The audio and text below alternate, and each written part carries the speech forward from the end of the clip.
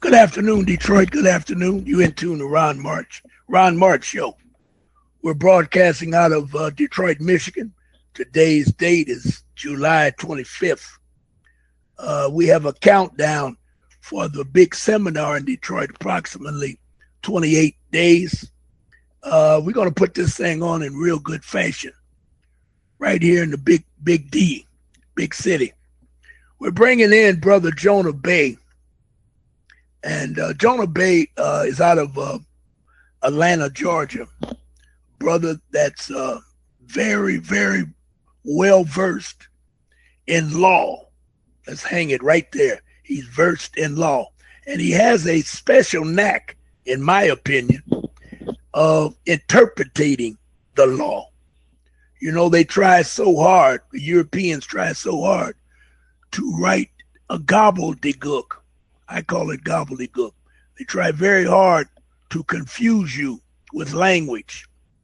They call it legalese. I call it the way it sounds, it's gobbledygook. However, if you don't understand it, then you're going to be in little trouble. So what I've done, I've invited Jonah Bey to come to Detroit and explain some of our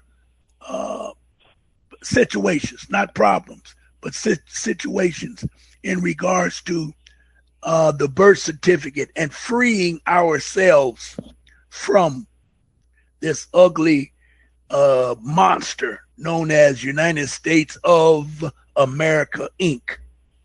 We need to make sure we understand that. That is a foreign entity to all sovereigns. That is a foreign entity to all sovereigns. United States of America, Inc. They operate under the color of law. The color of law.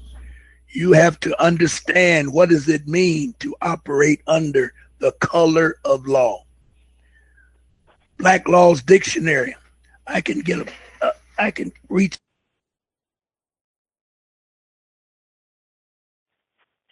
So I got to remember that. But what I'm going to do is look up. Go ahead. I've got a PDF. I've got a PDF of the Black's Law Dictionary, which I actually picked up from Hindsight. So I'll make sure I send a copy of that to you. Okay. Well, I got 3 of them right here behind me, right here in my office. And okay. And I just got up and pulled one down. I got the 5th edition. I reached and got. That was the closest thing to me. Yeah, that's a good edition. And, and what I'm going to do is look up color of law and see where we are on this. All right. And as soon as I get there, there we go. As soon as I get there, we will. There we go. All right. Color of law. Color. Yep. Color of law. The appearance or semblance without the substance of legal right. Good God Almighty. Let's say it again. Color of law. The appearance or semblance without the substance of legal right. Misuse of power, possessed by virtue of state law and made possible only because wrongdoers is clothed with authority of state, is action taken under color of law. Good God Almighty. It can't get any plainer than that. And this is your, it can't get any plainer than that. This is your 4th edition. Acts, I'll go down and read a piece. Acts under color of any law of a state include not only acts done by state officials within the bounds or limits of their lawful authority, but also acts done without and beyond the bounds of their lawful authority, provided that in order for unlawful acts of an official to be done under color of any law, the unlawful acts must be done while such officials are perpetrating or purporting, not purporting or pretending to act in the performance of his official duty. Come on, man. Wow. Wow. Come on, that's man. Like a blank check. That's a blank check for them to do whatever they want to do. As long as you act in while you're in the authority of your position. Oh, brother man. Oh, wow. Yep. And this is why the federal law has a act called challenging a statute.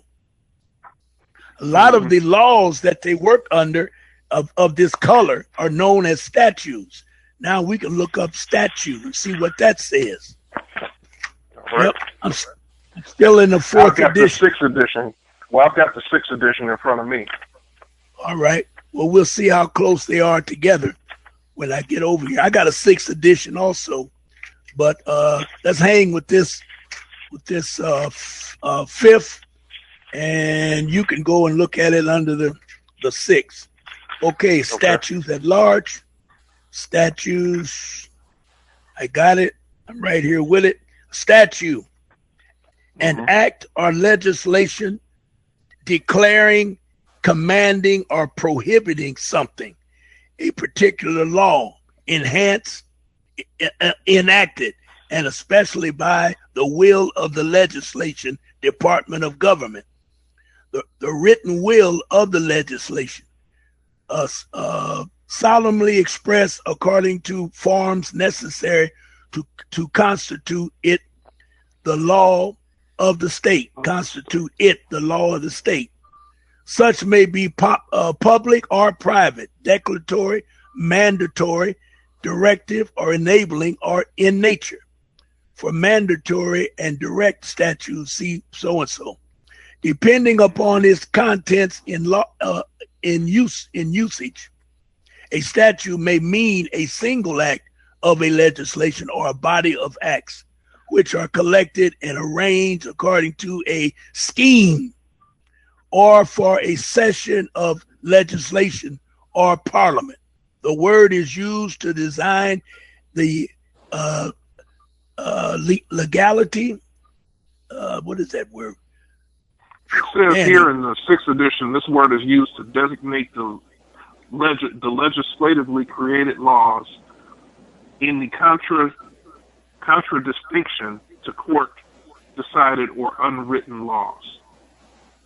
See, blah, blah, blah. Wow. Wow. Wow. Read that. Say that. Read that again. This word is used to designate the legislatively created laws in contradistinction to court-decided or unwritten laws. Then it says, see common law. I see where you are now. This word is used to designate. How do you pronounce that? The legislatively created laws? Yes, legislatively created laws. In the contradistinction. Yep. Yes, of court to court, decided or unwritten laws. Man, that's almost as bad or worse than color of law. Because they'll use a statute to support color of law when both of them are unlawful. Well, hell, the statutes is what's getting everybody killed right now. Yes, it is. Statutes of law. That's why we've got so many people dying now, because they don't have their freedom, and these statutes that they've created allow them to kill these people. Wow. Let's go back. Do a day in jail. And not do a day in jail. Let's look at common law. And common law, common law, the distinction from law created by the enactment of legislature. The common law comprises the body of those principles and rules of action relating to the government and security of persons and property, which derive their authority solely from usage and customs of immoral,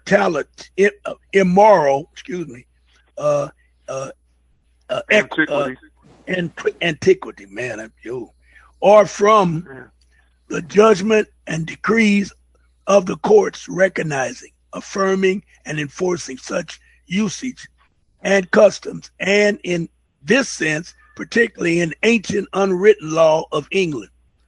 The common law is all statutory and case law. Common law is all statutory and case law background of England and the American colonies before the American Revolution.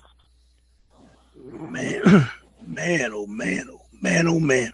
Common law consists of those principles, usage, and rules of action applicable to government and security of persons and property, which do not rest for their authority upon any expressed and positive declaration of the will of the legislature.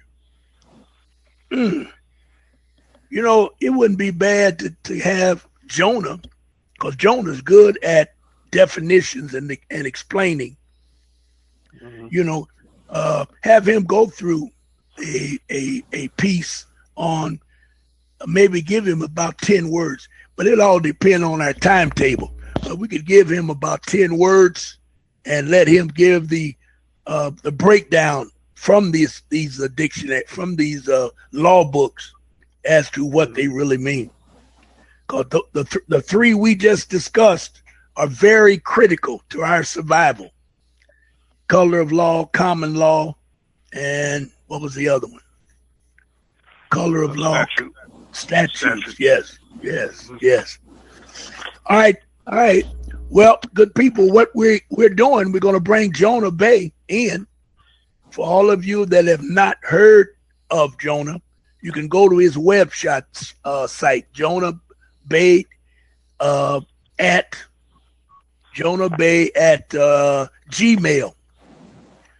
gmail.com, Jonah Bey at gmail.com, and look over his site. He also has a position on Hindsight Radio.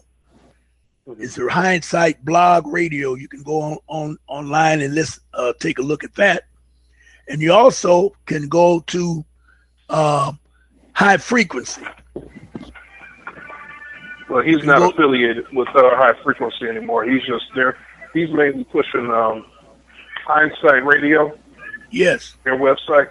Because he said a few weeks ago he's officially done with High Frequency. So anybody that wants to catch Jonah Bey, they can go to his website, jonahnbey.com, or they can go to Hindsight Radio. I think it's Hindsight Blog Talk. Let me look it up real quick here. Okay. Do that, and we're gonna deal with. I don't know if 3 days is enough. Day one. Now let me explain what we're gonna do. The dates of the seminar is August the 21st, 22nd, and 23rd. A Friday, Saturday, and Sunday. The only full day we will have will be Saturday, the 22nd of August. Friday is a special day. You're going to meet and greet Jonah Bey if you have the VIP tickets. We're selling 2 tiers of tickets. The first tier is a $100 donation, and it's called the VIP ticket. And the $100 donation will get you personally meet Jonah. And at the same time, we're going to give you 2 written questions. We're going to let you write out 2 written questions for Jonah to answer. 2 written questions. Now, the follow-up questions to your original question will be determined as how many people attend the VIP or purchase the VIP ticket. We only have 3 hours on Friday to deal with the VIP tickets. So if we have an audience of around 20, 25, and 30 for VIP, we will, at that point, deal with your questions and deal with them right. Once you get up to 50 and maybe 60 people, it's going to be difficult to ask 1,000 questions and then want to turn around and have a follow-up question to it. So I will be monitoring the VIP meet and greet. And I assure you that we're going to keep it rolling, and you're going to turn your questions in, and then I will determine how many, from the questions. Some of them may be the same. There's possibility that maybe 2, 3, or 4 of them are the same questions, which is all good. But that way, you'll have more time to answer the questions. So we're going to work with it on Friday, and that's a 3-hour piece set on Friday. The location is to be determined for the VIP meet and greet. Okay, Saturday, the 22nd, and Sunday, the 23rd, you will meet at Unique Studios, 18846 West 7 Mile Road. Now that's it's on the corner of Stahalin and 7 Mile. Stahalin and 7 Mile. And it's between Evergreen and Southfield Road. So if you go beyond Evergreen or beyond Southfield, you missed it. It's between the two. And I would say it's almost approximately halfway between the two. The street is called Stahalin, but 18846 is right on the corner, a dance studio. And a big parking lot next door, lighted parking. It's going to be in the daytime, so we don't have to worry about lighting parking. But there will be security for your automobiles in the lots. Okay. So we're going to deal with these 3 days in August. Now, what are we going to do on these days? Day 1, I just told you, you're going to meet and greet Jonah Bey. And you got you have an opportunity to give 2 questions, written questions to Jonah, and Jonah will answer the question. Now, day 2, starting at 9 a.m., taking control of your straw man through your birth certificate, authentication, and the discharge of debt. This is very, very, very important. Very important, because everybody in America is in debt. There is a process, a legal process to get out of debt. And I'm going to discuss that to you today so you can do some research before you come, because we don't want to tie up the show with somebody that's not up to date on their rights, that are not up to date on their rights. And if you're still with me, Andre, look up. Yes, I am.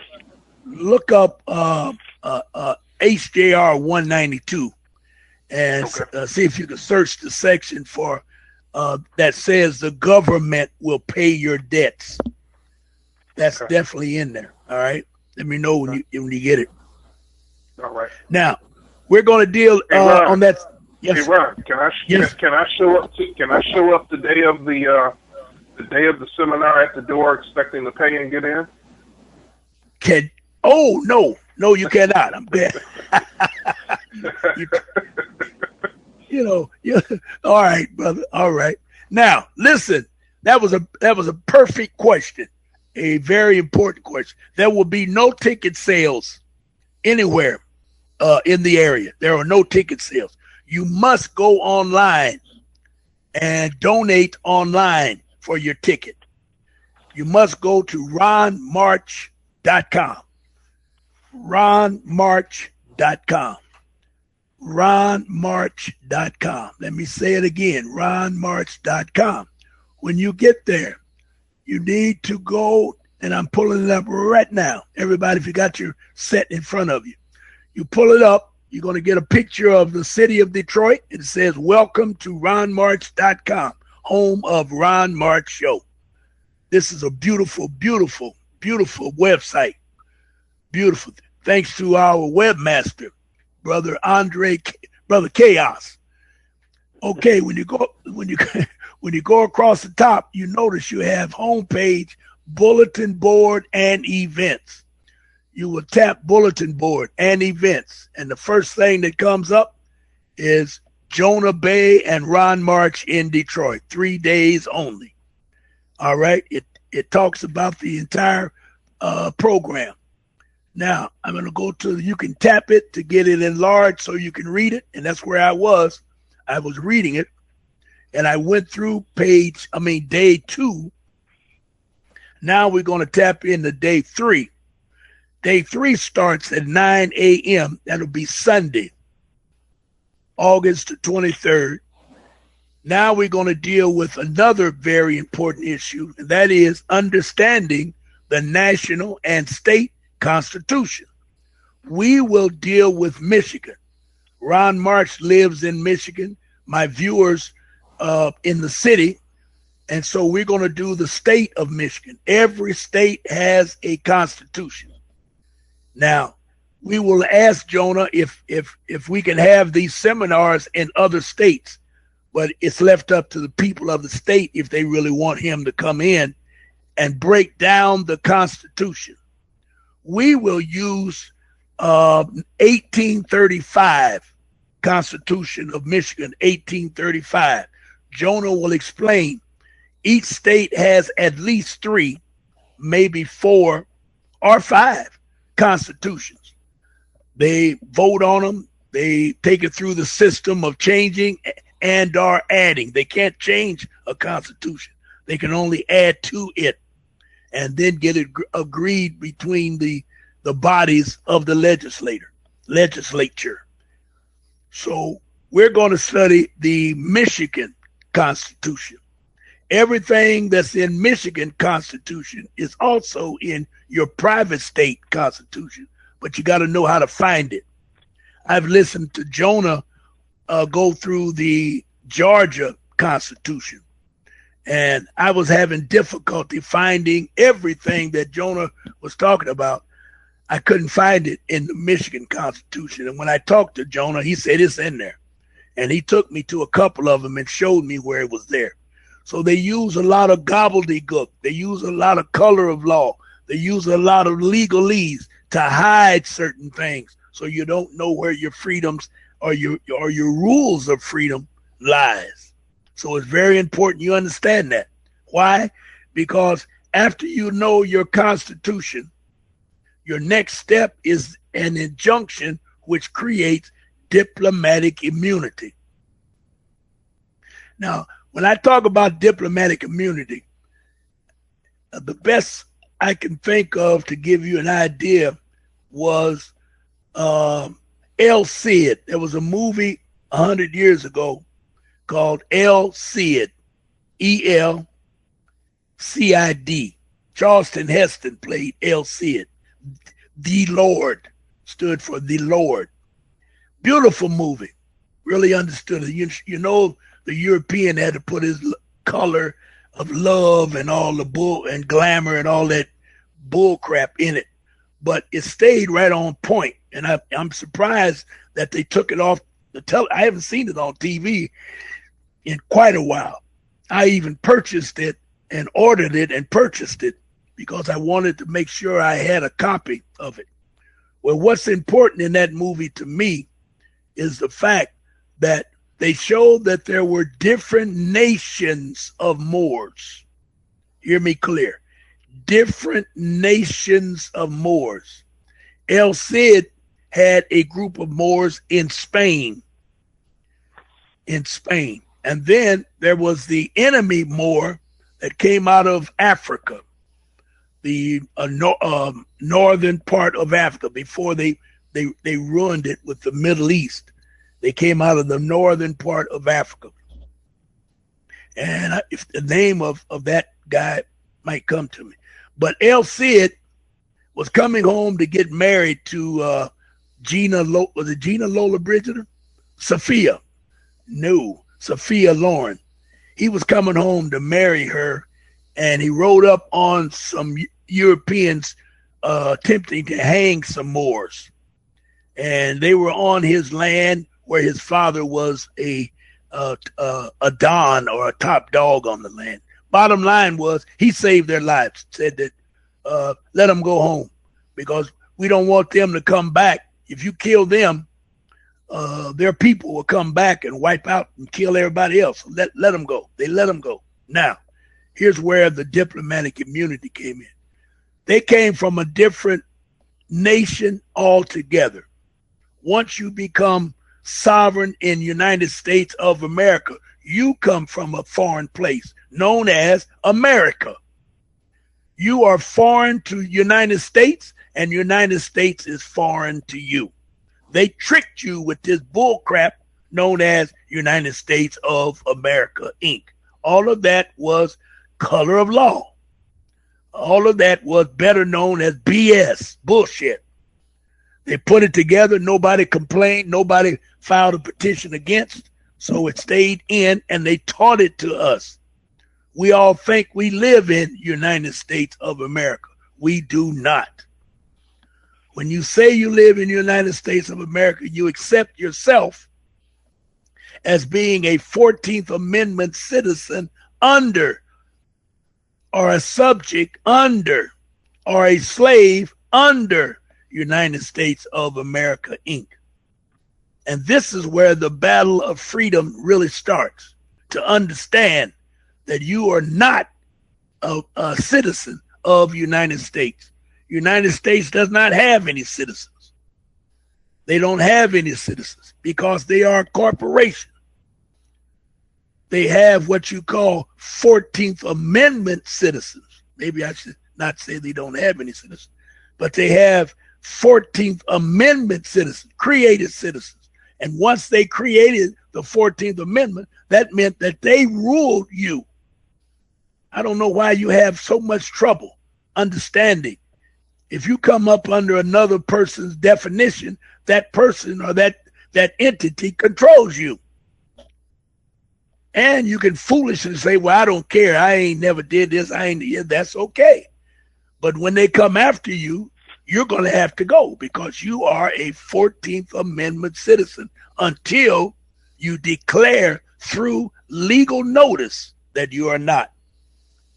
Getting back to El Cid, when El Cid got in trouble with his European kings and queens, when the Moors from the Africa was ready to attack, El Cid went and asked the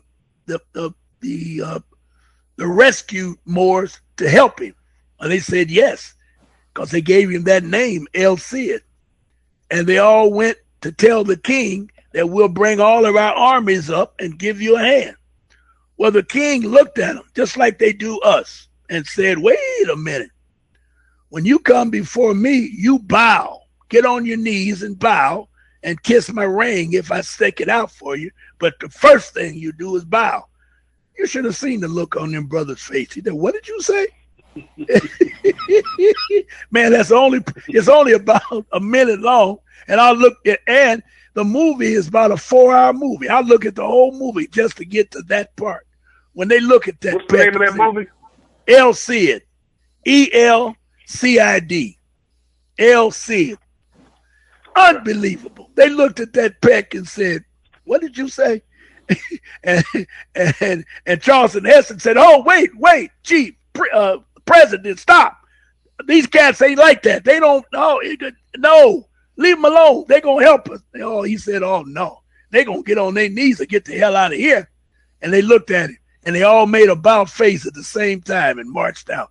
I felt like getting up, marching out of the theater when I saw it. The hell with this shit. I'm telling you. Man, I was so proud. I could feel it all way down in my bone. They got up and got out of there. But that's the point that I'm trying to tell you. Once we understand what the United States of America, Inc. is about, and we don't belong to them, we have complete sovereignty away out of them. But the surprising thing is they owe us. Not only do they owe us back pay, they also owe us for being on our land. This is our land, not theirs. And none of these agents, the so-called Jesse Jackson bunch and the Boulay bunch, none of them so-called successful niggas that my son called them coons. None of these successful coons will ever bring up what Ron March is talking about, because they'll get kicked out they'll be ostracized, and they know they don't want to get that. They all living good. They got privileges. They got benefits. Their families are going to particular colleges. All kind of wonderful things are happening for them. So they will bow and agree. And I mean bow and agree with everything that's going down the pike. So I can understand. I can truly understand their position. But if they're going to be free, they need to get out of our way. And for us that want to be free, they should not stand in our way. They're only used by the system as a carrot to show everyone else, if y'all kiss ass like these niggas kiss ass, we'll let you do this. We will let you do that. L-E-T, let. We will let you do this. We'll let you get a scholarship. We'll let you, all of that kind of trash. They never give you self-determination for you to decide what you want to be.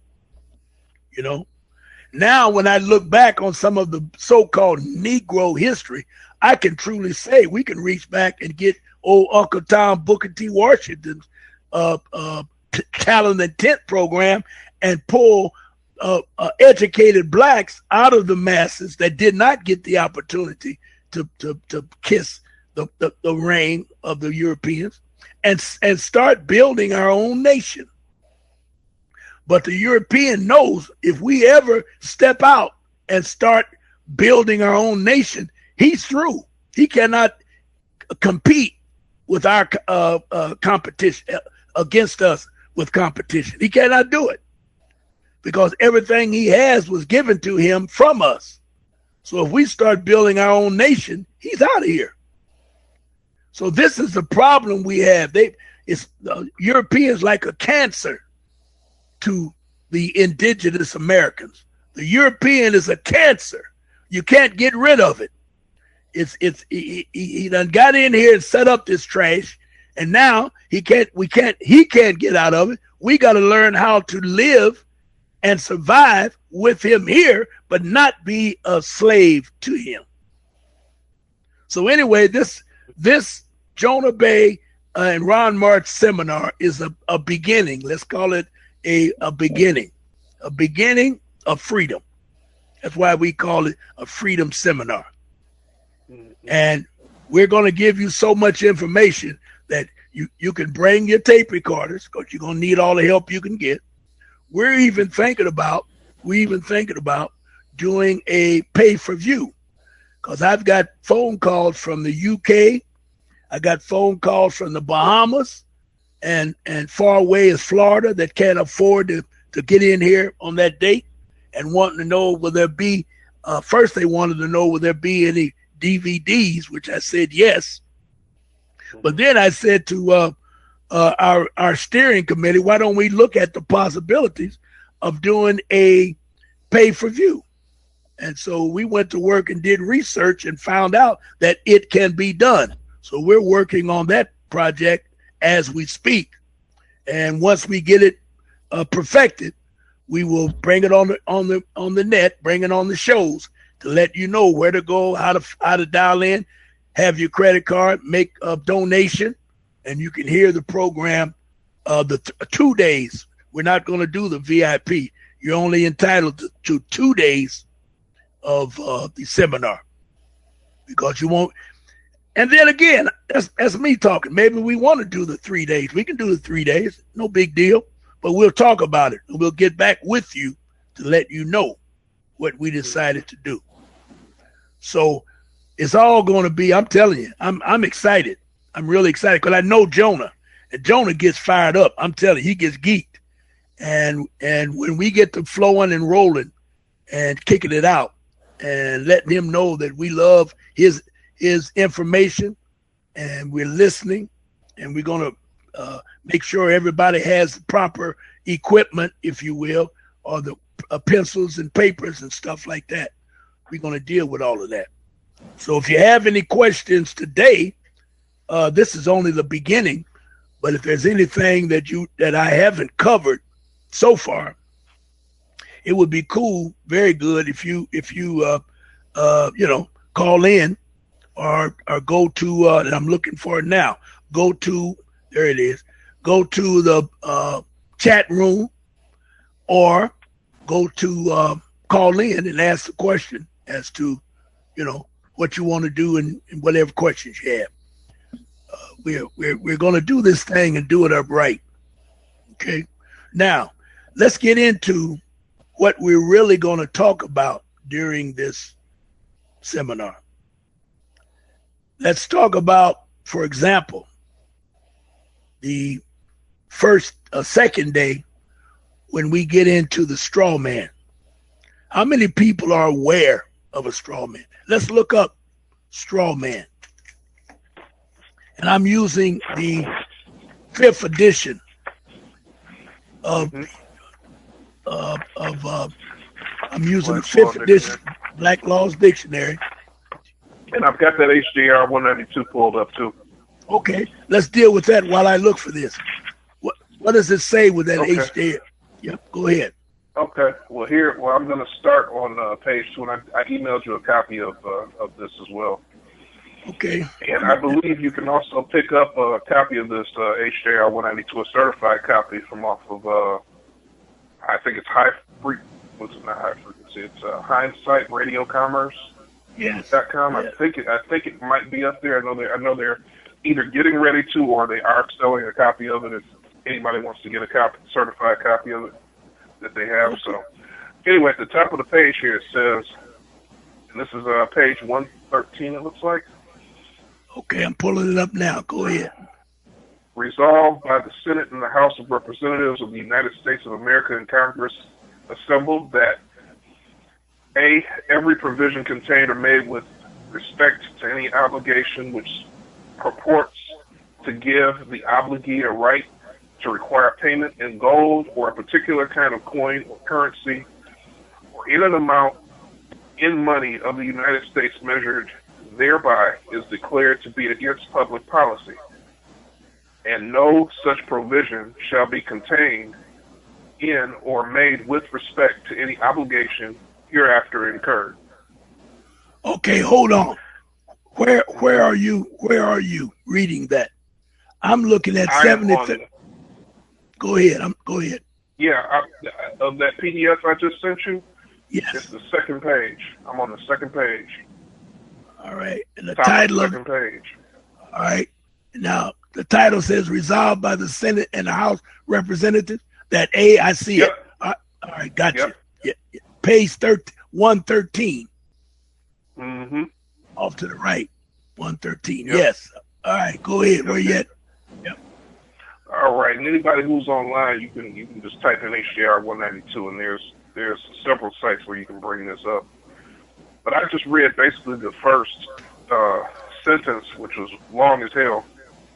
And it says here that every provision contained in or made with respect to any obligation which purports to give the obligee a right to require payment in gold or a particular kind of coin or currency or in an amount in money of the United States measured thereby is declared to be against public policy, and no such provision shall be contained in or made with respect to any obligation hereafter incurred. All right. Go ahead. Okay, go ahead. No.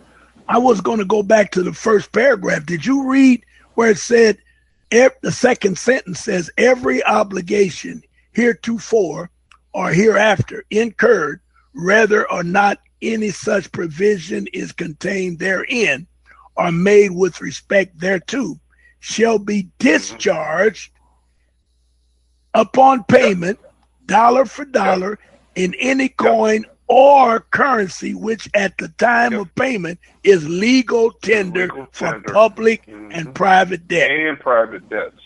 Yes. And that's where he got that part that we talked about, that you want to add on your non-negotiable instrument to make sure that they use it for what it's supposed to be used for. Because if you make an instrument and send it in and you don't prepare your instrument the right way, they can take it and cash it in for whatever. It's what's called a negotiable instrument. We want to do non-negotiable when we're discharging debt. And right. This is the law right here that's telling you how to do it. Yes, yes. And then the question is legal tender.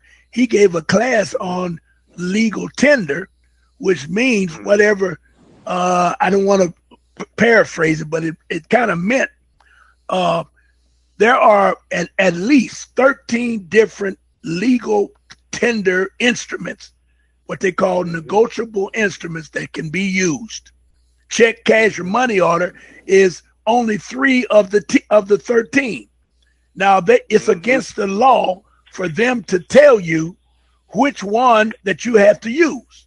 So every time they send you, and you know they're getting away from that, they just give you a picture of a check, cash, or money order. They don't really say it, you know, but the law says they cannot tell you which one of the 3 to use. And I would love to get, I would love to get to that real quick, but I can't. I'll look it up when I take a break. I'll try to find it on break where it tells you exactly what I'm saying. But now, what else do you see? And I've got the straw man definition up too for when we want to touch. When you're ready to go back and touch on that, I got the definition for that up as well. Okay, all right. I'm looking at on the side where they talk about, on the right hand side, they talk about obligation. That's another word that needs to be dealt with. As used in this resolution, the term obligation means an obligation, quote, including every obligation of the United States accepting currency. Anytime you give currency to United States, you are dealing with an obligation. And the first paragraph said that the United States will pay. We got to find that. I want to get that where it says it clearly, that United States is responsible for your debts. Because there it is. Every obligation, heretofore or hereafter incurred, whether or not any such provision is contained therein or made with respect thereto, shall be discharged upon payment, dollar for dollar, in any coin or currency, which at the time of payment is legal tender for public and private debts. Yes. Read the next sentence. And let me hear it. Any such provision. Yes. Any such provision contained in any law authorizing obligations to be issued under or to be issued by or under authority of the United States is hereby repealed. But the repeal of any such provision shall not invalidate any other provision or authority contained in such law. Mm-hmm. They get into that gobbledygook and miss, but Jonah can break that. I mean, Jonah could take that paragraph right there, and when he get through with it, you will understand it. And I'm going to make sure that he deals with this, because now let's look at B. They're talking about Federal Reserve. I'm looking up repeal. Yeah, I'm looking up repeal while you go ahead and cover that. Right. I want to see what repeal means in the Black's Law Dictionary. All right. As used in this resolution, the term obligation means an obligation including every obligation and to the to the United States accepting currency payable in money of the United States, and the term coin or currency means coin or currency of the United States, including Federal Reserve notes and circulating notes of Federal Reserve Bank and National Bank Association. And we're scanning over all coins and currencies of the United States, including Federal Reserve notes and circulating notes of the Federal Reserve Banks and National Banks Association. Heretofore or hereafter, coined or issued, shall be legal tender for all debt. Now that's important. Public and private. Public charges, taxes, duties, and dues, except that gold coins, when below the standard weight and limited to the tolerance provided by law for the single piece, and shall be legal tender only in valuation in proportion to their actual weight.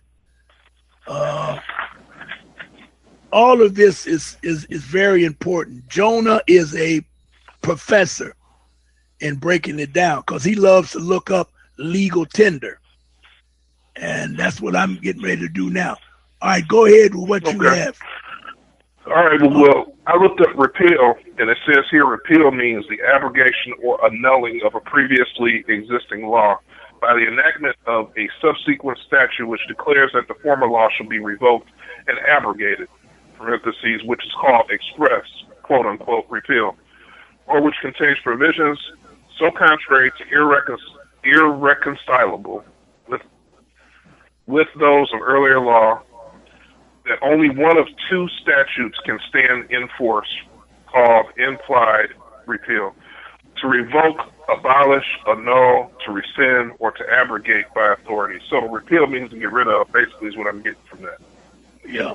So what it sounds like to me that this first part that I read is saying that any such provision contained in any law authorizing obligations to be issued, in other words, stuff that you owe, once it's discharged, it'll be repealed, basically gotten rid of. But it's not going to relate to any other provision or bill or whatever that you have to pay. That's what I'm getting from this first paragraph here. It says any such provision contained in any law authorizing obligations to be issued by or under authority of the United States is hereby repealed. But the repeal of any such provision shall not invalidate any other provision or authority contained in such law. So it's basically telling us what I'm getting from it is, the discharge will happen, that debt will go away, but it won't affect other debts. You have to deal with each debt in accordance to, respectively, I should say. Yes. So that's what I get from it. That's what I'm getting from all this legalese here. Because to repeal basically means to get rid of, to annul, or to abolish or to get rid of. So, powerful stuff. Yeah, it is. But, people don't really understand why the government has to pay our debts. I have information as to why, but let me tell you that when they took the gold and silver away from the people in 1933, May the 5th, 1933, there was no way for anyone in America, let's say it clear, anyone in America to pay their debt. Prior to 1933, when you paid off a debt, it was gone forever. For example, if you purchase a home or a barn, there's a lot of that they call them big ticket items, and you worked the fields to pay off the barn was yours because you would accumulate what was known as a lodial title on the barn. There was no taxes. There was no taxes. There was no all of these tricks and shit they got today. So what happened was this congressman from Ohio stood up in Congress and asked the question: if you're going to take the gold and silver away, which they will not give us any currency, how will we pay our debts? And if you don't stop what you're doing, I'm going to bring charges against the president, all of his president's men, and all the judges, everybody that set up this so-called New Deal. We're going to charge you with treason. And it scared them so bad that they went in a private session and came out with HJR, House Joint Resolution 192. That's where the 192 comes from. That's why they did that, because they're afraid as hell that if anyone gets, and his charges are still in Congress today. They just haven't been executed on. Like you file a lawsuit and nobody wants to deal with it. It's too hot. Just like what's in there now, executive order. This is a good one. 11101. I think that's the number that says that the president can start using silver dollars with the stroke of the pen. Well, we know historically that Lincoln died when he attempted to sign it. We know that Kennedy died when he attempted to sign it, and they were trying to force Obama to sign it, and he went on vacation. He said, "You got to be out of your mind." But the daggum law is right there in Washington. Any president can sign it when he gets in office. Any president. But remember, you got crooks like the World Bank. You got crooks like IMF, and you got the mob. You got all kind of people that are against the people having money so that they can pay their debts. So what they did, they said, okay, we will, you can't pay off your debt because you don't have any gold or silver, but you can only discharge the debt. Now, discharge means, that's a real ugly word if you look it up. Discharge means... Well, I'm going to look it up. Look it up. Discharge means only to move the debt from one generation to the next generation. That's why when you're born in debt. And see, most people don't like it because they hurry up and give you so many privileges that you'll look at a Ron March and a Jonah Bay and a Chaos, and you'll say, y'all got to be out of your mind. I got a Cadillac, I got a house, I'm living in Southfield, my daughter's going to college, and you coming up with this bullshit, you should be shot and tired and feathered and ran out of town. All of that works until the economy goes bad. United States economy has been bad for the last 40 years for sure. Ever since there was a law called the Glass-Steagall Act. That was a powerful law. They put that in place when they found out that the New Deal would not work because there was too many hungry crooks in the banking industry that wouldn't play fair. So they came up with a law called the Glass-Steagall Act. Guess who repealed the Glass-Steagall Act? And if I tell you who it is, you can really figure out why we in so much debt, or why America's in so much debt, or better yet, tell the truth, why United States is in so much debt. Because Clinton, who did Clinton beat? Who was a president? Who was a president before Clinton? Was it a Bush? We ain't got to think on it too hard. I think it was a Bush. I think it was Bush. All right. Bush had already set up to repeal the Glass-Steagall Act, to take it out. And then when Clinton got in office, his first order of business was to sign that act, and he signed it. Yep. And George Herbert Walker Bush. Yes, it was. 1989 to 1993. Yes. And if you recall what went on in 1989 and 1993, right during that era, actually it started about 85 when they were giving credit cards. If your dog could bark, he could get a credit card. It was giving credit card to everybody. Then they started right after that, when they signed that repeal, the Steagall Act, the banks started giving out these illegal, unauthorized refis on these homes.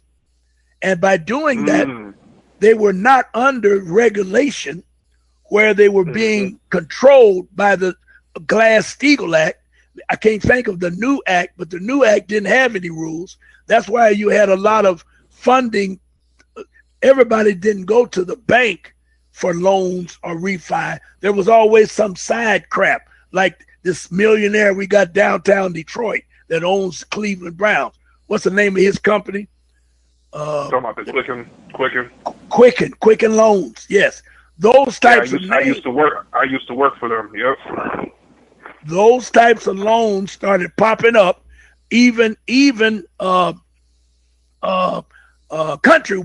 Countrywide had the nerve to set up aside. See, Countrywide is not a bank. It's not a mortgage company.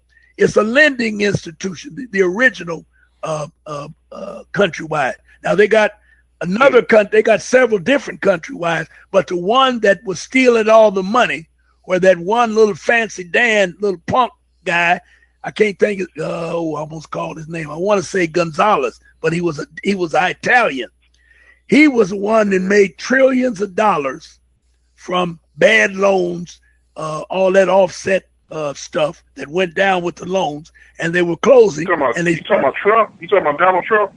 No, not Trump. Not Trump. Okay. This guy's name was started with a G, something like Giovanni or something like that. But anyway, he owned Countrywide, and Countrywide was the biggest. And Dan Gilbert is the one that owns. Dan Gilbert is the one that owns. I believe, is the one that's over Quicken. Yes. Well, Quicken is just like Countrywide, but it's smaller because it's smaller. But Countrywide was in, if I'm not mistaken, at one time they was in close to 50% of all refis belonged to Countrywide, and then Countrywide and the other crooks set up MERS, MERS, Mortgage Electronic Registry, and they controlled over 50% of all the loans because they stuck up all the counties because they set it up where they could circumvent the mortgage rules, where you didn't have to report every time your mortgage moved. You didn't have to report it if you belonged to MERS, because MERS qualified as the catch-all, I don't know what, mortgage company, if you will. So all these companies were joining MERS and selling their mortgages to MERS. MERS swear that they didn't have any mortgages, but they were foreclosing on people's homes. That's why, and then Michigan had the law that said it was okay for MERS to foreclose on a loan, and they did it. Oh man, they did it through that nigga they got up there. It was only one blackie on the Supreme Court, and he ruled in favor of the mortgage companies in order to let them foreclose on houses when they were only an electronic room of computers.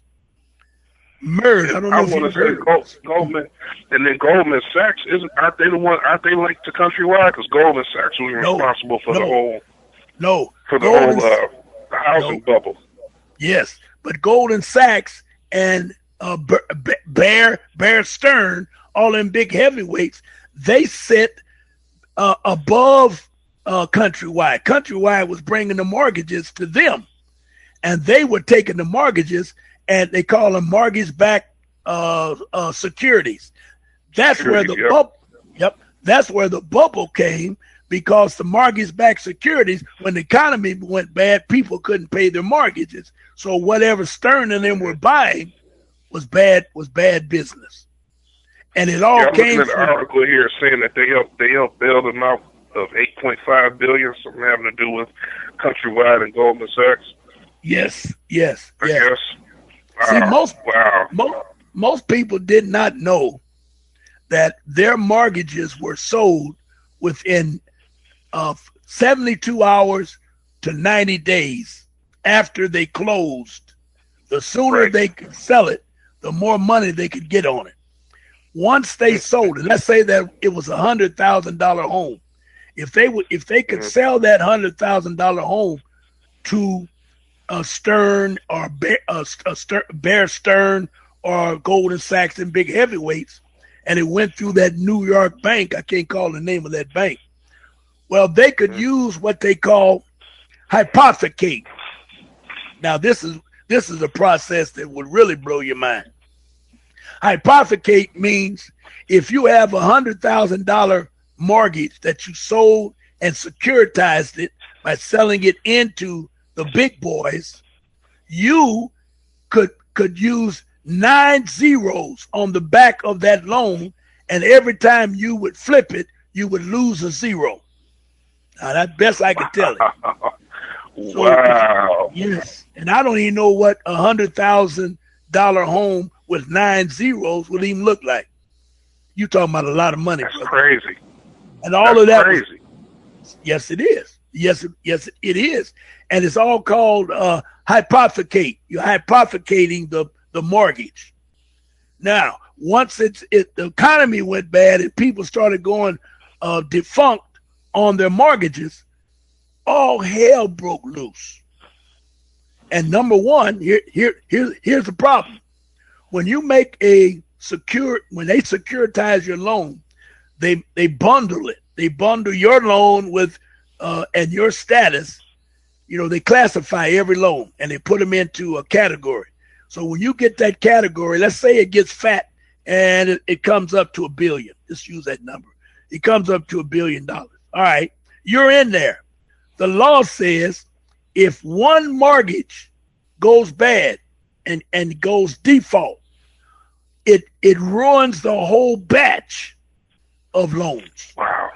I just looked up hypothecation on Investopedia, and it's everything that you just mentioned. It says here the definition of hypothecation is the established practice of a borrower pledging an asset as a collateral for a loan while retaining ownership of the assets and enjoying the benefits therefrom. With hypothecation, the lender has the right to seize the asset if the borrower cannot service the loan as stipulated by the terms of the loan agreement. Wow, man.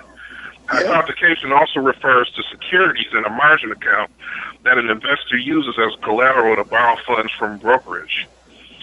And here it says, since the practice of hypothecation provides a security to the lender because of the collateral pledged by the borrower, the lender generally offers the loan at a lower rate of interest than on an unsecured loan. Yes. Wow. Yes. Wow. And I mean, and so what happens when the economy goes bad and one of those categories start going defunct or default, the mortgage companies like Countrywide will pay the payments, you don't know it, and pay the taxes to make sure that the loan stays qualified to keep the $1 billion bundle in place. So they were doing it for several years, and then it was so many of them they couldn't keep up. So now all hell broke loose, and that's why they put up that stimulus package, and they didn't even hesitate to give Stern 80 trillion, give this guy a trillion, all them big old numbers, because China, Korea, just to give you a couple of them, some of those big nations said, wait a minute, we gave you real money for this bull crap. You're paying the interest on the bull crap in order to keep my real money. Now the bull crap is going haywire and it's not worth what you said. That's why an inflation comes into play. So we're telling you, China, I tell you what to look up. This will really blow your mind. Put in there 80 million Ameros given to China by Don Cheney, 80, and it happened in 1984. He gave China, and nobody even knew about the Amero. So if you put in there Amero, Cheney, and China, it should come up that United States of America gave China $180 billion in Ameros. Something like that. I hope that comes up, because that was a humdinger.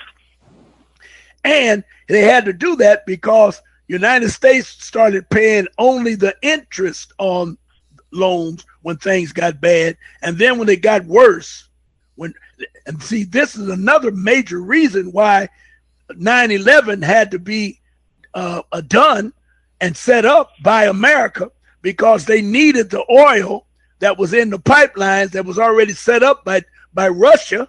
If you look into what was going on in Afghanistan, why Afghanistan? It says here the U.S. sent $800 billion in new Amero currency to China.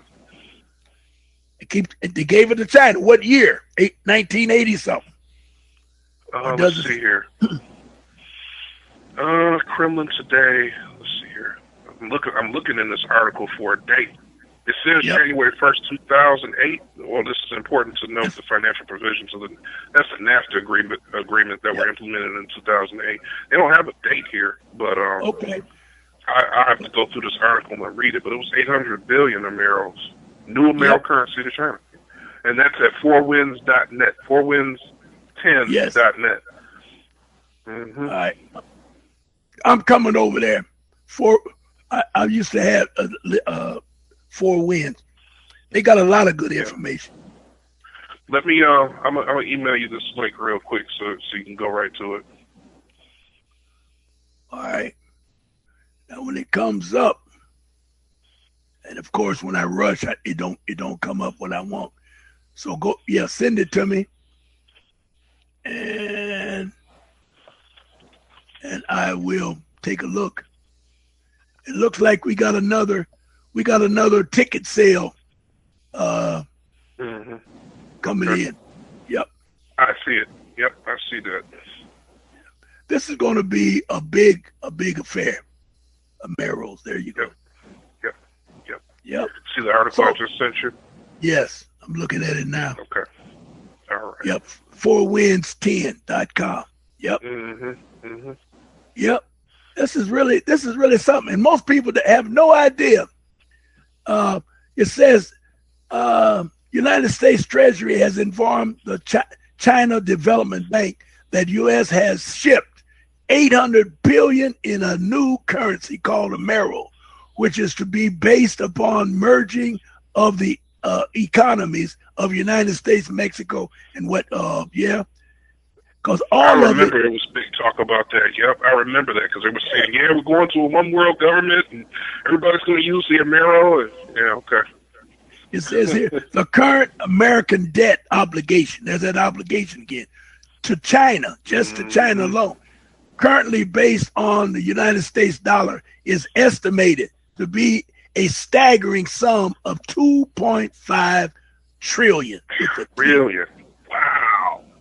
Unbelievable.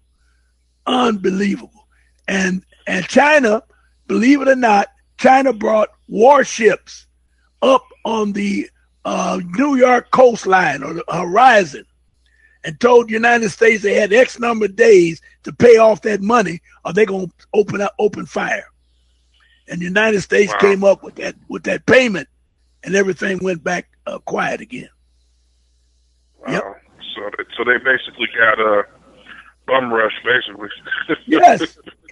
But see, they don't see this. This article is talking about Secretary of Treasury Paulson. Paulson been gone for 100 years. You know. See that whole mortgage. Yeah, I see that. Yeah. See, the whole mortgage program was only set up in order to get all the rich people in a very rich position, a richer position. So when they flip the money that you're telling me about, when they flip the money through this Jade Helm, they want to make sure that the Jade Helm 15. Jade Helm 15, yep. They want to make sure that they have enough money to survive. And once the new economy starts being built, they'll be able to live through the growth of the new economy, and they'll be on top when it gets to the top of the still be on top. Yes, sir. Wow. That's what it's about. And they use, besides the mortgage program, the credit card program was also a flop, and the school loans was a flop. You know, and they still have a flop with the school loan. That's the only reason they put that Blackie in the White House, and that was because they knew they had to make amends, and all hell's going to break loose momentarily. So what they really want to do is have someone in the White House that has enough language and hip hop, if you will, well, not hip hop per se, but enough language that they'll be able to deal with the public. And you can see you're gonna see something in the next. I heard him today talking about what was he at over in Kenya? Yeah, he's talking about the next 18 months. I didn't know he's gonna be in that long, but he said the next 18 months. He said you're gonna see something you ain't never seen before in your life. Now think about that, because see, he doesn't come out until 2016. So he's got. We're in the 7th month now, so he's got 5 months in this year and all of next year. The European, and he ain't got an answer to no one. That's what it's all about. That's right, because the election is until November of next year, right? That's right. Yes, sir. And he don't get out of office until the 31st of 2017, I think it is. He comes out. That's right, because they have to basically bring the new person in and get them acclimated to the position. Yes, yep. yes. So you got all of that going on, and then when they talk about, you really hate to talk to people that are not in the know. But I'm looking at North American Union, they got so many things set up in order to stabilize United States. The growth is not there because they got to switch from one program to a new program. But they want to make sure that crooks like the Rockefellers, the Cheneys, the Bush, and then them higher cats that way up to the super rich. There's a difference between rich and super rich. They want to make sure that the super rich and has the money that will sustain a 1 or 2 year period of no growth. We're talking about basically like the Bilderberg group, those type of people. Yeah. Yes. And then the Council on Foreign Relations, the CFR. Yes. All those people are included in that. Yes. And what we're going to do in this seminar is not something new for United States. It's something that they just can't prevent and tried to keep it away from blacks for so long. You got whites today that haven't paid taxes in 40 years. You don't even have to pay taxes. There's so many different things that you get away from once you get off money that damn birth certificate. See, a lot of people just don't want to understand that United States of America can only operate through the straw man. Yep. There's no other way to operate. And when you get idiots like Negroes, coloreds, blacks, rednecks, hillbillies, I'm just trying to run through some. Boule, AKA them. I'm gonna start calling them the Jigaboule. Yeah, Jigaboo. That's a good one. Yeah. But when you have people like that don't care and don't even want to study, don't even want to know, that's why the United States is where it is today, because they pull the wool over the eyes by teaching us in their schools. And now the what did Malcolm say? The chickens come home to roost. United States is in big trouble. And now we feel sorry for the president trying to act like they are picking on him when all he's doing is trying to preserve the system away from them dumbass. Man,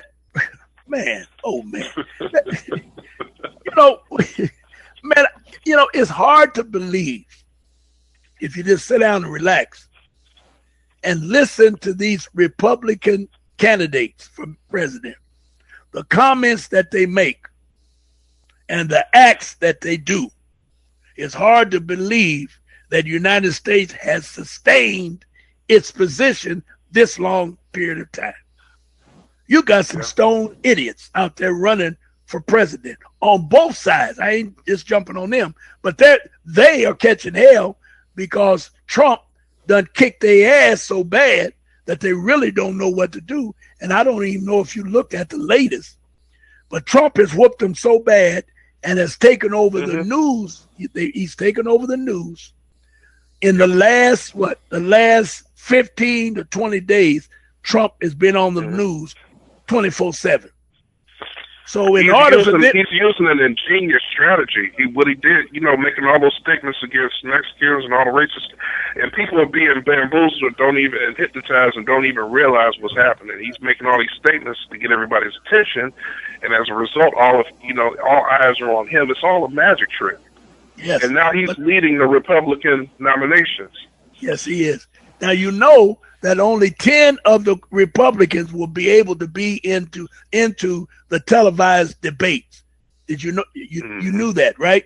And the 10 has to be the top 10 of it.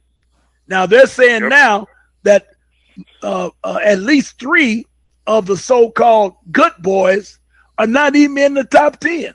Like Graham, that damn Lindsey Graham, that bastard that was talking that that I'm running for president and I'm gonna kill every Arab. Now listen to this. He gonna kill every Arab in the Middle East. Yeah, he's gonna send drones and bomb everybody, basically. Yes, and said.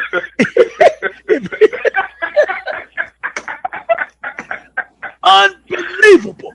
Said if you don't want to go to war, don't vote for me. Because the day I get in office, I'm bombing everybody. And he said that damn ISIS. Unbelievable. And nobody said a word, man. And then when the killing, now you know the killing was in his home state. The 9 blackies that got killed. He turned around and turned into a Martin Luther King. Oh.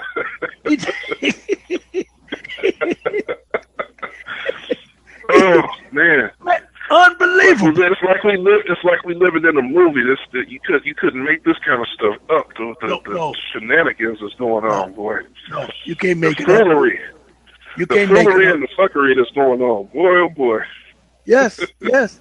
And now they're trying to say that Trump is crazy because he's saying some of the shit that don't make sense. But when Lindsey Graham said it, and you know that damn John Kane has been an idiot ever since he got they just disagree with Obama just for the sake of disagreeing. Now they got this guy, this punk. He looked like a little fag. I don't know if it's Cruz or another one. They got on Fox News and said that not only do we not need Trump in the White House, because we already got one idiot in the White House. We don't want to go to another. Now think about that. Now, I mean, and he's running for president. And he said when I get in, I'm gonna dismantle Obamacare the first day, and the second day I'm gonna dismantle the Iran agreement. They come out today and said China, Russia, Germany, England, and the Euro communities have all agreed with the agreement, and the United States was the last one to come on board.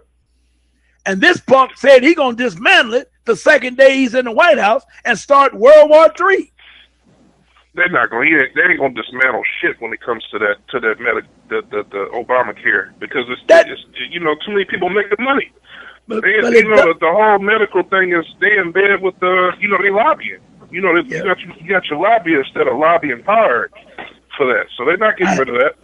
But listen, they put Bush in the White House, so don't tell me what they won't do. Here's a man that was a stone idiot, and Daddy Bush had never seen a what do you call them guns that scanner. He'd never seen a scanner in the supermarket, and he had nerve to go in there and campaign and stood at the cash register for 20 minutes trying to figure out how that thing worked. Yeah, you got me there. You're right. You're right. Expect the unexpected with these fools, boy. Yes. So what's logical and common sense? You cannot go with that, because that other Bush. Right. And yes, man, I'm telling you. And this Bush. Fool me once, shame on you. Fool me twice. You shouldn't have gotten me the first time. Man. We look like, what the hell did he just say? He'd read the book of the goat and the little kids, and had the book upside down, sitting there in the nursery reading it to him. And the book was I remember that picture, yeah. And you tell me they ain't gonna do something. Listen, it ain't too much they won't do. So. Yeah. Oh man, I'm telling you. Never lied about that one. Well. Oh, unbelievable. So anyway, it's more than it's unbelievable. All right. So anyway, all I'm trying to say is they got Ron March. I'm looking at the my chat room to see what we got over there, and we got any questions.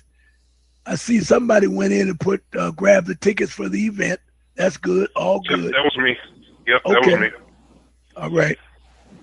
So anyway, we're going to deal with several different topics, but it's got to be right on the money with Jonah, because we got to make sure that people get not only their money's worth, they get an education when they come here. We're going to try and make sure that they're going to be new people when they leave from the seminar. They're going to remember this seminar forever. And they're going to go home and study so that they can become better Moors or better people in their own communities. Any way you want to look at it. Better Moors, you can be whatever you want to be. Just like I said, my DNA came back and they labeled me, among other things, as 9%. What do they call me? Indigenous American. That puts me before the so-called Indian. They call him a Native American. So they're putting me back with the founders of this North America, or the Olmec, or the Dogons, or the Mayans, all them heavyweights way back. And when you go back and read it, because I love to tell people, go back and read it. If you look up Olmec, their history is so beautiful that that in itself will raise questions as to what the hell did this European teach me in school? Because the Olmec was in Nova Scotia, Canada, Upper New York, Ohio, Michigan, 4,000, 10,000 years BC. Now, they don't even want to talk about that. That's why they leave them out of the books. You got to go find it. You dig? Yep. And then when they say that they were related to the Dogons, that in itself brings on nothing but intelligence, because the Dogons had such a broad intelligence that they were talking and visiting the atmosphere, the astrological worlds of the stars and other planets. How did they do that? I don't know. You dig? I'm sure the European has it locked up somewhere, but I don't know how that they did that. But right today, they don't want you to talk about Mali. Because when you look up the Dogons, you're going to learn that the Dogons feared the Europeans so much, not on the physical plane, but the intelligent plane, that they lived in mountains and nobody knew how they dug into the mountains up high, almost like a high rise, and the European couldn't get up there. I don't even know how they got up. How did they eat? How did they sleep? How did they go up and down and get the food? All you got to do is go look it up, and you'll see that they did a hell of a thing historically. Plus, they knew and could see the black star that was behind Sirius. There was a planet, a star up there that had another star behind it that was labeled the black star. And they could see that star 24/7, 365 days a year, but nobody could see it unless they had knowledge of the third eye. Mm-hmm. And it's they say, Ron, that you can still see that black sun. I forget how to do it, but they said you can definitely see it. I guess you have to have the right type of equipment, right type of camera or something, but they said it's still there and you can see it if you know how to look up in the sky and connect with it. Yeah. It's our history or our story is so devastating and such a tremendous I don't even know how to say it, but it was so powerful that the European didn't have the mind to comprehend it. So they would just, whatever they couldn't comprehend, they knew it was heavy, they just took it and locked it up. And they have it locked up today. I was told by some heavyweights that it's locked up in areas where if you don't have the right credentials, you don't get in, you can't get in to see it. Because that's why that's where the word mystery comes from, because my story is a mystery. Our story is a mystery.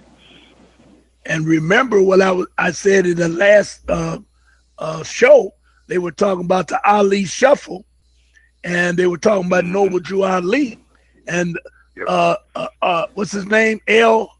Ron Hubbard, so-called, the so-called mystic man. He himself said that he called it, and his group, not him per se, but the group of his students called it the Ali Shuffle, because it's so much realism. It's so much realism in what you know about Noble Drew Ali that you can't dismiss it. You know, even just think, if you just ask what happened, when, where, and how did the Geneva Convention come about? They don't even mention Geneva Convention anymore. Those were the 5 countries, the 5 European nations that knew that they were in trouble because they had stole everybody's land. And once they gave a allodial title to Noble Drew Ali, they knew it was only a matter of time before they'd be ran off the land. So they had to work fast, use what Beverly D loves to call European psychology. They had to murder. When I read that day, she really cracked up. She likes that. The European psychology, because everything that we take that we know is good for us, the European would turn it around and make it bad. And everything that's bad for us, the European would turn it around and make it good. So that takes in itself a high degree of psychology in order to trick you to do that. You know, it's no coincidence that they've been killing us ever since they have been here on earth. We were living at the time of, so the story goes, hundreds of years old. And today, I think the average lifespan of a black man, male, is close to 65 to 70 years old. It's supposed to be over with for him. And some areas is less than 60 and 70. Because I've seen some daggum black dudes that turn out to be 58, 59 years old, look like they're 90 and 100 years old. Why is that? What have they done to these people? What have the people done to themselves to condition them down like that? And I say to you, the only thing they've done is kill their mind, because the mind, to me, is the center of your growth. If you lose your mind, you lose your life. Yep. That's why doctors always say, if you can't keep a patient in a happy mood, you're gonna lose that patient.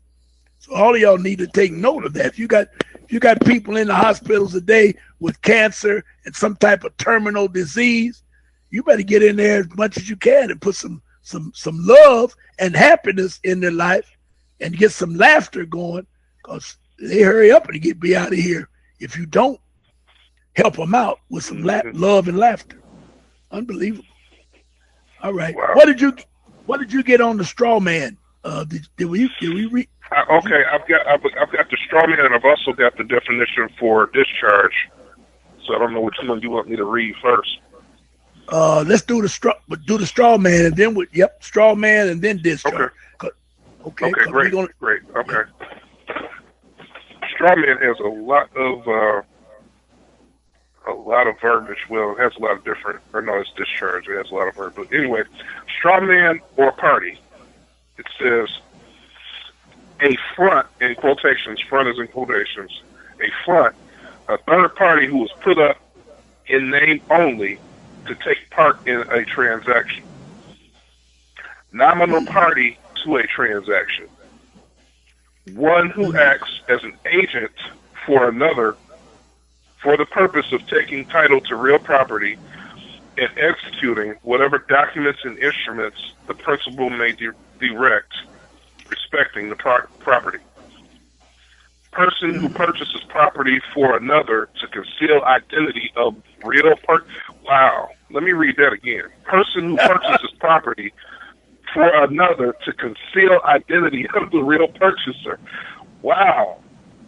Yes. Or to accomplish some purpose otherwise not allowed. Wow. Yes. Wow. Now, let's just break that down for a second. You're talking about a natural person purchasing a house in the straw man's name.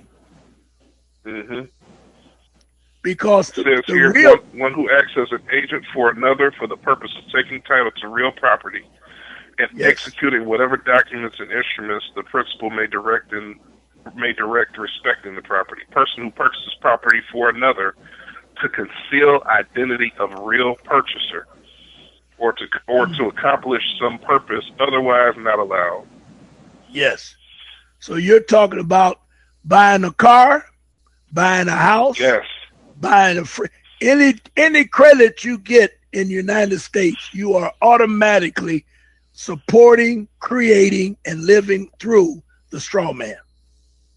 So tell me, Ron, who is the real purchaser? That's what's so powerful about this definition. Person who purchases a property for another to conceal identity of real purchaser. I know the answer. I just want you to expound on that a little bit. The natural person is the real purchaser, but he's buying it in the name of the straw man. So Ron March upper and lower caps is buying the car or the house, but the transaction creates Ron March all caps, which creates the straw man automatically. So Ron March is not the owner of the house because the straw man is getting all the credentials. Ron March is only the surer, and that's a good word, brother. The surer of the property because he, out of his ignorance, are going to make payments, and he don't even own it. And that's deep. He don't even own it.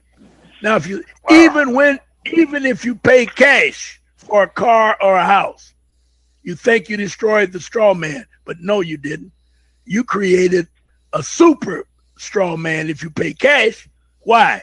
Because you still don't own it. There's no payments, but they're going to make you pay the insurance. They're going to make you pay the taxes. They're going to make you pay the registration fees. They're going to make you pay all types of little tricks they're going to come up with in order for you to keep paying. So if and here's a good point too. If you are ignorant to all of this and you got a good income, you don't really care. So by you not caring, you almost say that don't exist. So the hell with you. Now, if I stand there and argue with you for a couple of days and you know you can't win the argument, you'll say, well, okay, but it don't make any difference because I'm going to keep on making payments and I'm going to keep on loving United States and that type of thing. And I don't have a problem with that, but you stand in the way of 100 more people that don't have the same opportunity. And then you'll turn around and support negative talk against them when they start robbing, shooting, and killing one another because they can't live and do what they want to do. You'll turn around and say, well, I don't know why they do that. They can get a job. Go to McDonald's. Go to Murder Burger. You can get a job. Don't say you can't find a job. And when you don't have a chance to choose a job that you know you can make it with, then you got a problem of creating an angry employee that don't give a damn. And then he's either going to quit work, fail to go in, or have very bad attitude on the job. And we're beginning to see that every day now with forcing these people to go to work. Got to get up every day, go in, and at the end of the week, you're at zero. Once you pay your lights, gas, TV, car note, and everything you're supposed to pay, you're zero. So Monday, you got to start all over again. That's no way to live. And you can easily say, well, you need to give up. And I've heard them say it. Well, we're going to turn your water off because you'd rather pay a telephone, a cable bill rather than pay your water bill. Why do they have to have a choice? You see what I'm saying? Exactly. When water is free, Why do you have to have a choice? Then they'll say, well, you got to pay for the pipes. No, you don't. How long does it take to pay for pipes that's in the ground? And most of them are old and raggedy anyway. That's why you have so many problems and busted lines and bad street and puddles and shit. So how long is it going to take for you to keep paying for the lights or for the pipes and telephone poles? DTE ain't bought one telephone pole wire to put up there. They replaced the ones that's there, but they never started it. It was always there for them. They got it from Mall Bell. What was it before? Whatever the name of it was before they deregulated them and made them break it down. But most people are not educated into what we're talking about. Most people today are just basically angry because they're in debt and can't get out of debt. And this is why we're pushing for freedom. You can call it a freedom of debt seminar, because we're going to definitely show you how you can get out of debt. And we're going to show you the laws that support you to be out of debt, because you're not supposed to pay your bills anyway. Legally, lawfully. We're going to show you lawfully how to get out of debt. And if you don't understand it, which we know a lot of you won't, all you need to do is take your notes and look it up for yourself. We're not going to stand there and argue with you over and over, trying to make you understand that this is this and that's that, and you need to do this or do that. No, that's foolish. We don't have time to do that. And I'm going to make it clear, because I'm going to give the first Saturday, I'm going to give the first presentation of the birth certificate. I'm going to give that and take it to the level of the, what's your name? You know what I'm trying to say? The affidavit. I'm going to take it to that level. And from that, you will have to understand what we're doing. That in itself is worth $1 million. We can just put a figure on that. By learning how to use your birth certificate to get free is worth $1 million. And that's being very conservative. You can't even put a price on it, what it costs. And I am sure that judges, lawyers, other politicians, presidents, they're all aware of the process. But the name of the game is keep it away from the masses. So you're going to be given an opportunity to come out, listen, take notes, take your paperwork and notes home, study, and educate yourself on who you are, where you're going, and what's in store for you in the future. Because there's some ugly things coming down the pike. What is it called? Jade Helm? That in Jade itself. Helm 15. Yes. Yep, Jade Helm 15. Yep. That's enough right there for you to tear the door down to try to figure out how to save yourself. But and it's being implemented in 10 states already. It hasn't made all the states, but it's being implemented. From what I've heard and from the research, it's going on in 10 states now. They're prepping. They're getting ready. And probably gearing up and ramping up. Yep, they're probably going to turn it on at some time, and all the states are going to be prepared to deal with it. Is that how it's going to work? Sure. I'm sure, yeah, because they started out in Texas, and then, like I said, I was listening to another show the other night. They were saying it's literally in 10 other states. They had a guy on one of the shows I was listening to who was a contractor, and he does a lot of work with the government, so he's trying to speak out against it and things like that. But, they can only say so much. You know what I mean? Yeah. So, he's saying you better get ready. You better figure out what you're going to do as far as your finances go, because Greece was only the test bed. Yes. And Puerto Rico almost fell into it, but they had to bail them out because the timing was bad for Puerto Rico. Yeah, well, they're calling this new so-called, the Jade Helm is actually the military response to civil unrest. That's really what from what I've heard from the research that I've done, that's basically what it is. It's the military gearing up to deal with, and then, you've heard about them buying the billions of bullets and things like that in the last few years. Yep. They're gearing up to deal with civil unrest.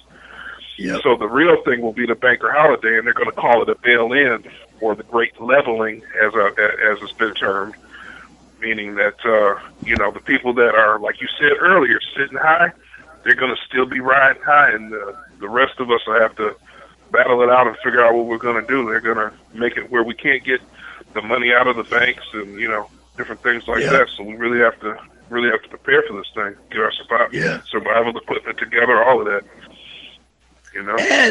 And we're going to have to learn how to protect ourselves against the ignorant ones in the street. We got to understand that some people are not going to understand what's going on, and they're definitely not going to be prepared. So they're going to take away from those that are prepared. So you're going to have to be you better be in the know as to what's going on, because you may have to shoot and kill your own neighbors. Exactly, because everybody's still sucked into this hocus pocus trick bag, thinking that we're living in one thing, and it's actually basically like the Matrix. It's like the Matrix movie. So you got people that when times of crisis happen, they can't handle that stress, and you might have some food and they might be hungry, and they're not willing to come over and bite our ass. They might come in trying to, guns blazing. What are you going to do? You got to be ready for that. I know I'm going to be ready. Yes. I stay strapped. Yes. And I ain't killing them, they'll push me.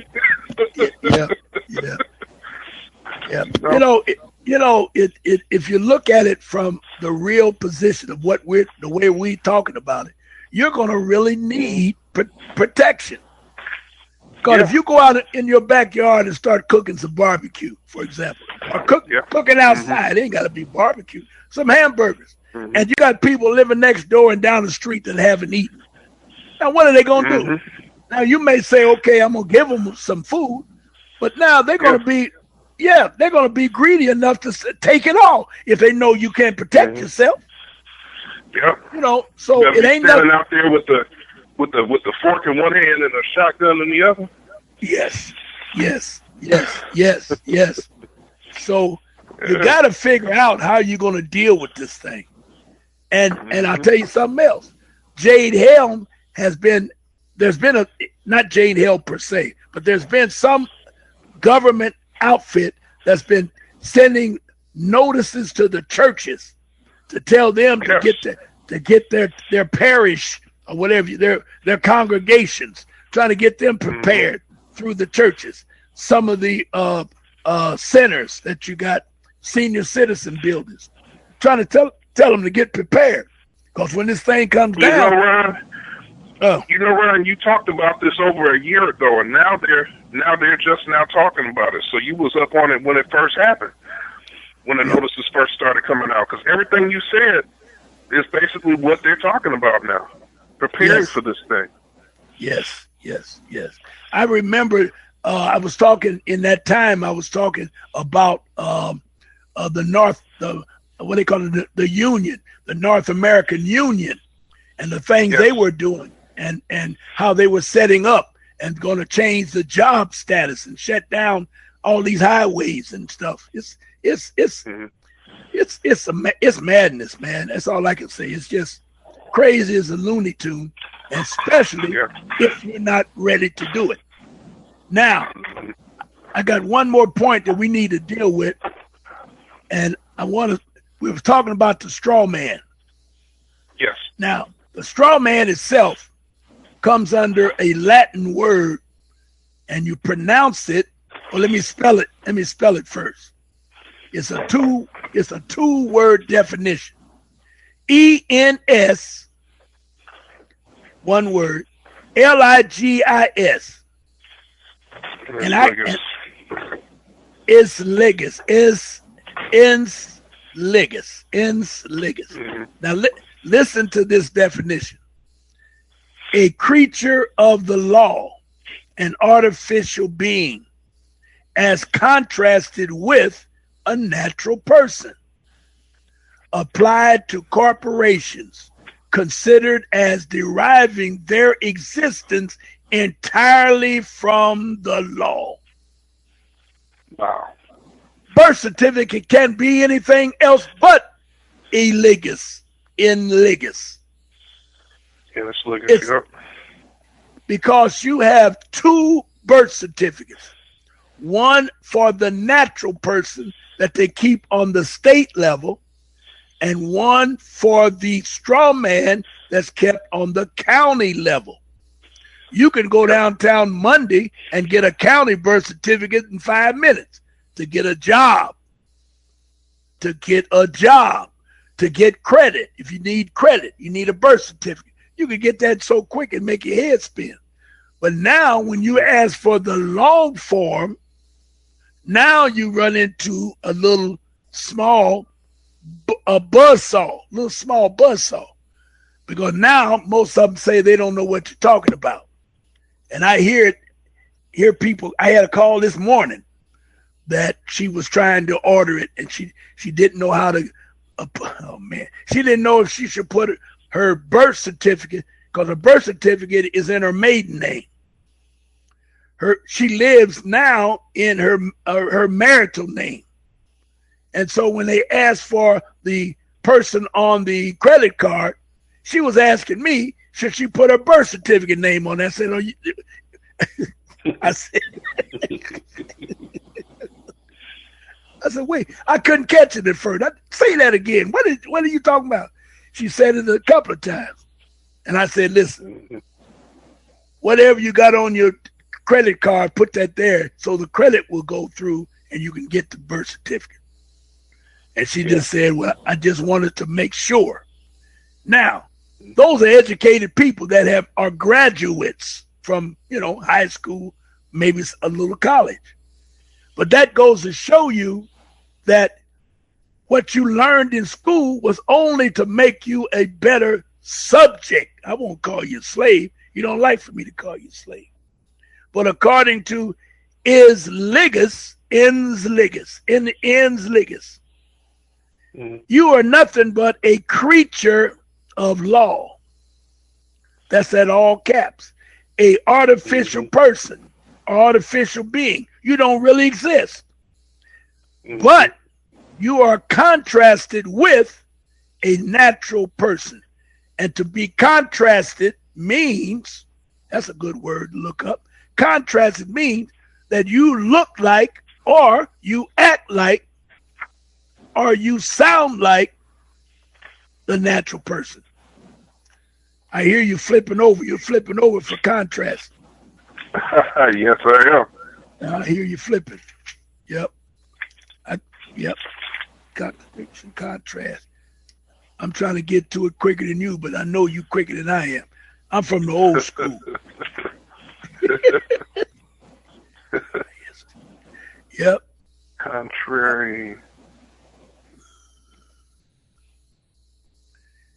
I'm in the area looking for an S. I might have to jump on Wikipedia to get that one. Yep, URST. Yep. Because yeah, I don't see it in here. TRAS. TRAS. And ain't that something? It's not in the 4th edition. It's not in the 6th edition either. I meant to say the 5th. I'm in the 5th edition. Mm-hmm. Yeah. Isn't that something? I've got that's something. I've got the state of being. Now this is Google's definition. The state of being strikingly different from something else, typically something in juxtaposition or close association. So that's what they have there. Is that the best they can do? Well, that's the noun. If used as a verb, it means to differ strikingly. We're talking about contrast, right? Yes. Okay, now I'm going to dictionary.com, and says here, to compare in order to show unlikeness or differences, note the opposite natures, purposes, etc. of. As a verb, it means to exhibit unlikeness on comparison with something else, to form a contrast. In linguistics, verb, it means to differ in a way that can serve to distinguish meanings. In other words, the sounds and the contrast in the words pin and bend. To compare. Okay. Right. I was just going to contrast. To compare in order to show unlikeness or differences. Note the opposite nature, purpose. Okay. But see, it doesn't really express active contrast. It doesn't express eligus, because eligus says a creature of law, an artificial being, as contrasted with. See, that whole phrase is what they're using. You are contrasted with a natural person. So I'm a natural person, and my straw man is a contrast with me as a natural person.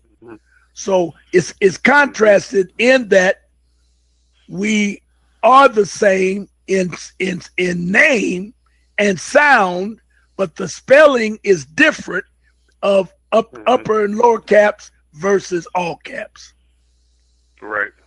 And I was hoping that it would come out a state of being contrasted, a striking exhibition of unlikeness, a person or thing that is strikingly unlike a comparison. Whoa.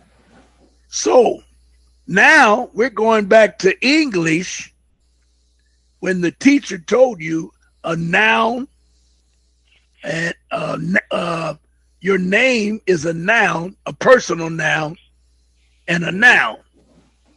Yep. So you, Ron March, is a noun. It's a person noun. But Ron March, all caps, if we call it a noun, I don't know what you would even call it, being all caps, but it is in contrast in sound and even spelling. Because some people had nerve to tell me, if I ask them, why is it that everything that comes to your house is in all capital letters? And they said they must have made a mistake. Who ever heard of such madness? Think about that for a minute. They made a mistake. No, they didn't. I said the teacher didn't make a mistake. And I'm talking about us, Andre. I'm talking about education back in the early 50s when I was going to school. Right. Let's do it better. I'm talking about in the 40s because I was born in 41, so I had to be in school at least in 45. Right. And they was cracking my knuckles, man, in 45 and 46. You know, I went to Catholic school and they wouldn't let us do it there either. I went to in the 80s, so you know. And they did it in the 80s. They wasn't cracking knuckles because it would have been a lawsuit, but they were still, on our heads about that. Yes, doing it a certain way, the upper and the lower. Yes. Isn't that something? So that tells you the teacher didn't know why they did that. I'd like to ask a teacher, why did she do that? And she's probably one right now in so much debt that she don't know what's going on, but she don't know the straw man's in debt. You ain't in debt. That's unbelievable. Wow. That is really unbelievable. Well, Andre, I appreciate you going through. There you go. I appreciate you going through, the program with me today. Your input. I appreciate you. I appreciate you having me on. Yep.